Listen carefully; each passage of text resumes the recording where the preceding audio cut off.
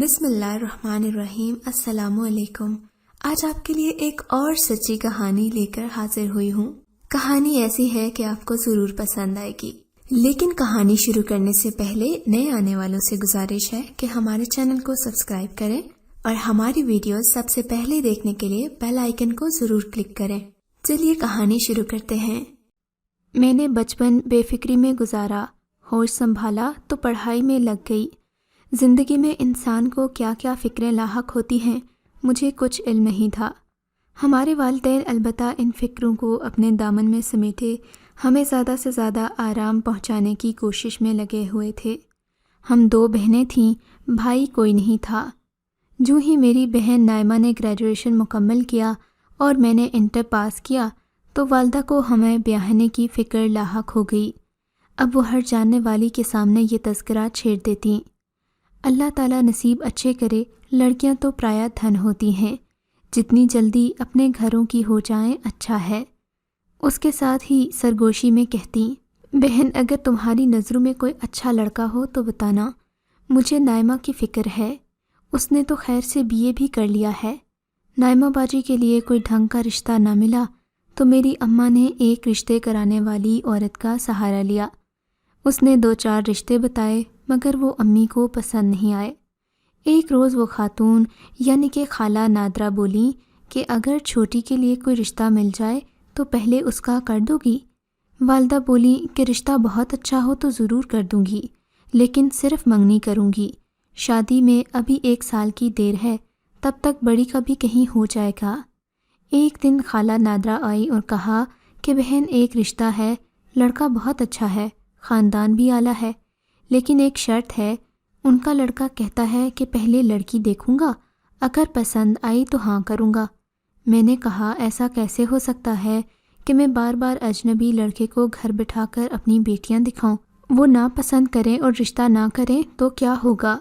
یہ شریفوں کا شیوا نہیں ہے، اس طرح کے رشتے مت لانا۔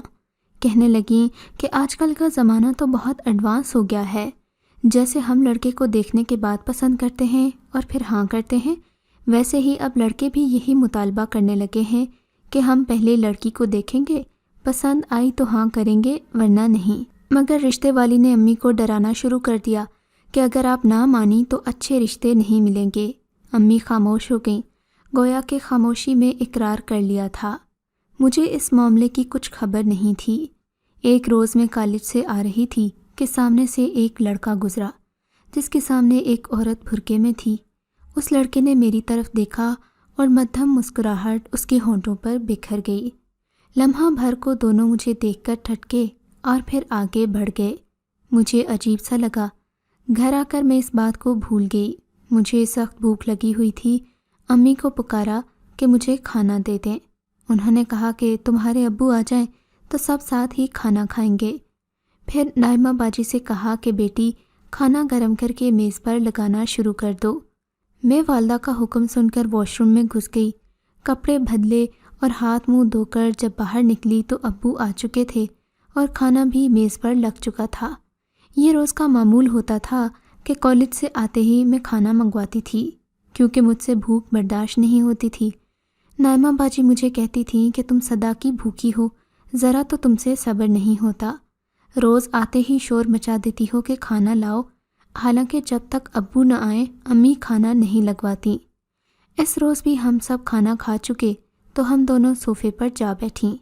سامنے امی ابو بڑے صوفے پر بیٹھے تھے۔ ابو پوچھنے لگے کہ بیٹی مدیحہ پڑھائی کیسی جا رہی ہے؟ میں نے کہا کہ بہت اچھی، آخری سال ہے، بیٹی خوب محنت کرو اور اچھی پوزیشن لینا۔ اتنا کہہ کر وہ امی سے باتوں میں مشغول ہو گئے اور میں باجی نجمہ کو اپنے کالج کی آج کی روداد سنانے لگی۔ تبھی ہمارے کانوں میں امی کی آواز پڑی، کہہ رہی تھیں کہ نائمہ کے ابا آج رشتے والی آئی تھی، ایک رشتہ بتایا ہے۔ انہوں نے اسی قدر کہا تھا کہ ہم دونوں وہاں سے اٹھ کر اپنے کمرے میں چلی گئیں۔ نائمہ کہنے لگی کہ اللہ جانے امی کو کیا ہو گیا ہے، ہر وقت یہی موضوع ان کی زبان پر رہتا ہے، شاید وہ اب ہمیں بوجھ سمجھنے لگی ہیں اور جلد از جلد ہمیں رخصت کرنا چاہتی ہیں۔ میں نے کہا باجی ایسا تو نہیں ہے، امی ابو کو تو رشتے کی فکر لاحق رہتی ہے، اور پھر جب لڑکیاں بڑی ہو جاتی ہیں تو ان کے اچھے رشتے ملنا مشکل ہوتے ہیں، تو پھر وہ کیوں نہ ہماری فکر کریں۔ دوسرے روز جب میں کالج سے گھر لوٹ رہی تھی تو کل والی جگہ پھر وہی نوجوان نظر آیا۔ مجھے دیکھ کر دھیمی مسکراہٹ اس کے لبوں پر پھیل گئی۔ کل تک میں نے اس کو نوٹس نہیں کیا تھا، مگر آج اس کا یوں نظر آنا مجھے زہر لگا تھا۔ جی چاہا کہ اس کا منہ توڑ دوں۔ بھلا میرے چہرے پر کوئی لطیفہ درج تھا جو یہ مسکرانے لگتا تھا؟ کیا کرتی، مگر شریف لڑکیوں کی مانند خاموشی سے سر جھکا کر گزر گئی۔ اب روز ایسا ہونے لگا، وہ ہر روز واپسی پر راستے میں نظر آتا، میری طرف دیکھ کر مسکراتا اور آگے بڑھ جاتا۔ میں غصے سے کھول کر رہ جاتی۔ کبھی جی چاہتا کہ ایک بار رو کر پوچھوں کہ آخر تمہیں میرے چہرے پر کوئی کارٹون بنا نظر آتا ہے جو مجھے دیکھ کر یوں مسکراتے ہو، مگر پھر مجھے خیال آتا کہ کہیں میرے بات کرنے سے یہ اور ہی زیادہ شیر نہ بن جائے اور میرا پیچھا ہی نہ شروع کر دے۔ بات یہیں تک تھی تو ٹھیک تھی۔ ایک دن اسے مسکراتے پا کر میرے دل سے بے اختیار نکلے کہ مجھے بلا وجہ کوفت میں مبتلا کرنے والے، اللہ کرے تیرا ایکسیڈنٹ ہو جائے، پھر تو مجھے یہاں نظر نہ آئے۔ ابھی یہ بد دعا میرے ہونٹوں تک آئی تھی کہ پیچھے سے ایک کار نے اسے ٹکر مار دی اور وہ سڑک پر گر پڑا۔ لوگ اس کے ارد گرد اکٹھے ہو گئے، مگر میں وہاں ٹھہر نہیں سکی۔ مجھے نہیں معلوم تھا کہ اس کے ساتھ کیا ہوا اور کتنی چوٹ لگی، مر گیا یا زندہ تھا۔ بس اسی قدر کسی کی آواز سنائی دی تھی کہ جلد اسے ہسپتال لے چلو، خون زیادہ نہ بہہ جائے۔ اف، اتنا خوفناک لمحہ تھا کہ میں بھاگتی ہوئی گھر پہنچی تھی، جسے میں نے اسے گاڑی کی ٹکر مار کر گرا دیا ہو۔ مجھے اب ندامت ہونے لگی کہ یا اللہ، یہ کیا ہو گیا ہے۔ گھر آ کر میں نے کسی کو اس بارے میں نہیں بتایا۔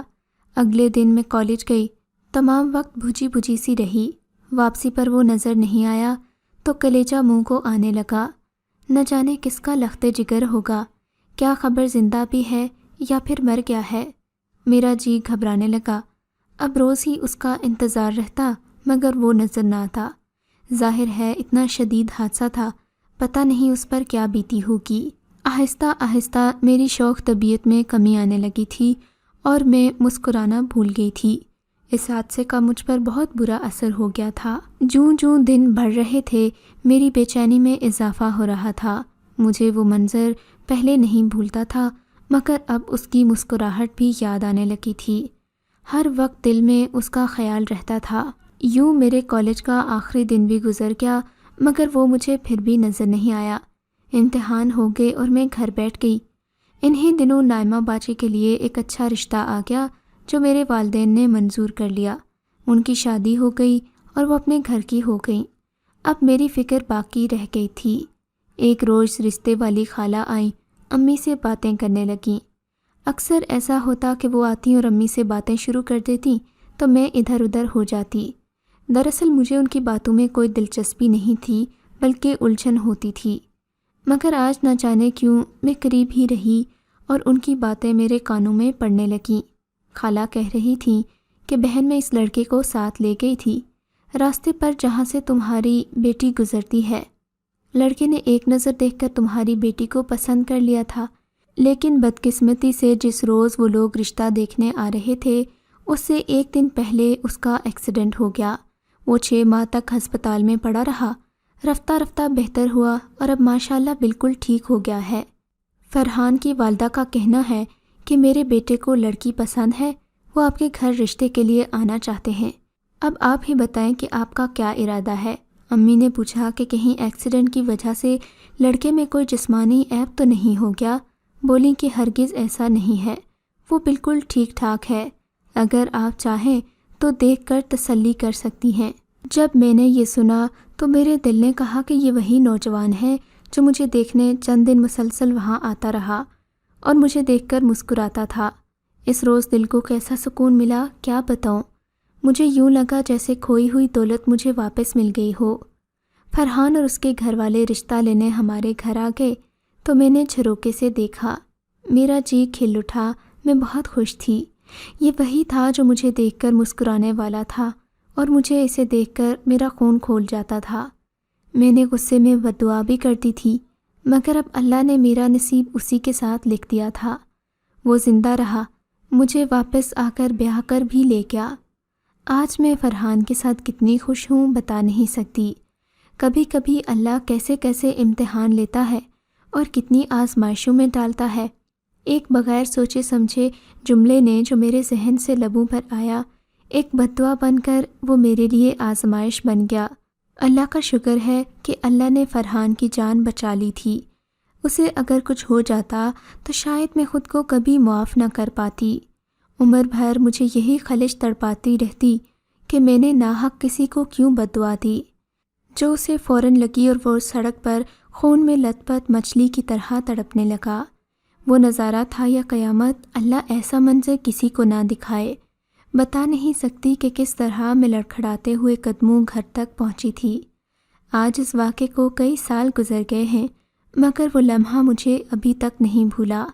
آج بھی فرحان کہتے ہیں کہ اگر تمہاری امی ایک نظر تمہیں اپنے گھر میں دیکھنے دیتی تو میں تمہیں دیکھنے کے لیے راستے پر کبھی کھڑا نہ ہوتا، تب میرا ایکسیڈنٹ ہی نہ ہوتا، اور میں کہتی کہ یہ بات نہیں ہے، بات یہ ہے کہ ایسا ہی ہونا تھا، سو ہو گیا۔